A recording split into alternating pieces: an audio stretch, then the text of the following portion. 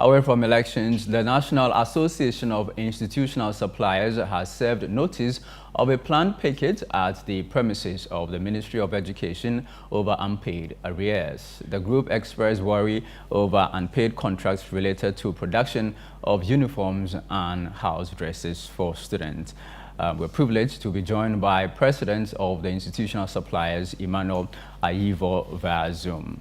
Thank you very much for joining us here on Newsfeed on ChannelOne TV. First of all, how much money are you owed and why has it come to this? Why do you have to go picket for your own money?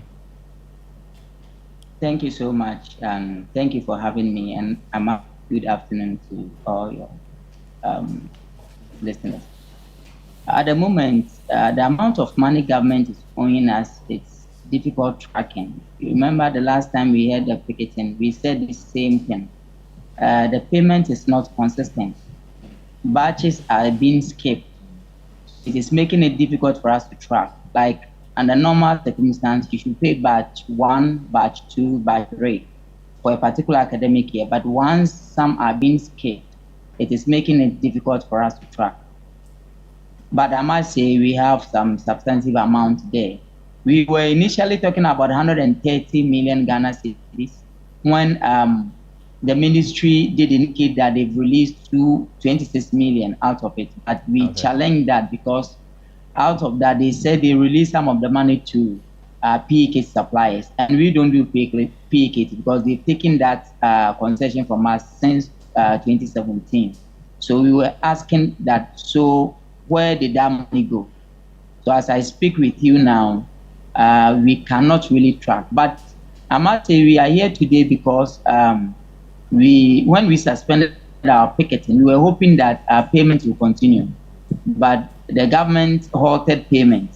We've had an engagement with them since July, but still the payment is not really coming. And we've written to them officially, to the minister to be precise, that we want to have headway so that we can solve this. But our letters, no action has been taken. Okay. And looking at the time, it's becoming difficult for us and difficult for our members. That's why today we have to pick. I mean, does it have anything to do with the upcoming elections? Are you thinking that because elections are fast approaching, if you protest now, the ministry will be forced to pay you your monies? Ideally, it shouldn't even get to this. You know, at the normal circumstance, when you work, they should just pay you. Now, this thing that we are talking about, we have about 2022, 2023 academic, the students who have completed school. So we are not actually looking at the election per se, but members are really suffering. Members, that's why since July, we had an engagement with them and we were hoping that they will pay us by now. But as I speak to you, most of us are still being owed. So we have no option. Like I told you, we sought for the dialogue. It's not working. We are not welcome. No one is responding to us. So we have to really... All right. Before you go, you also raised concerns that the ministry is planning on stopping doing business with you, with your group.